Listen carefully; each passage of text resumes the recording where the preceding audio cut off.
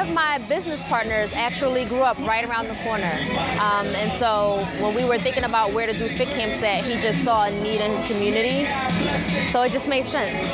So initially when I started Herbalife, it was to supplement my meals because I became a vegetarian 3 years ago due to a stomach condition. So I had to cut out meat altogether. So pretty much when I started with Herbalife, I was looking for good nutrition, something that could help me to maintain weight, build muscle, and just feel good overall.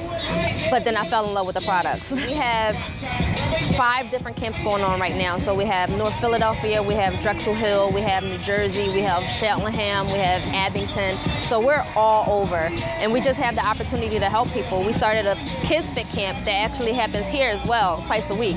So when the kids aren't in camp, they have the opportunity to come here at 6 o'clock, talk to us, work out with us, and we get to talk to them about Herbalife Kids and what it means to eat healthy, not just with Herbalife, but in general. So it just works. We always promote that people get cardio, but when we talk to people about what they want, we really meet them where they are. And so when we talk to them about good nutrition and what to do in the gym, we find out what their fitness level is. We do a health questionnaire, and we make sure that we're tailoring everything to them.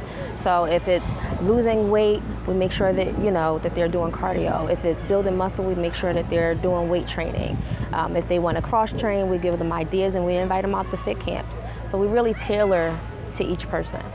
We basically want the community to see that we don't just come together for negative things. We don't just talk about negative things and promote violence or anything. We actually, as a young African American community, in a diverse community, we can come together for something positive and really support each other and letting people know that violence and theft and things of that nature that harm other people won't be tolerated in our community, especially hurting a child and a mother. So.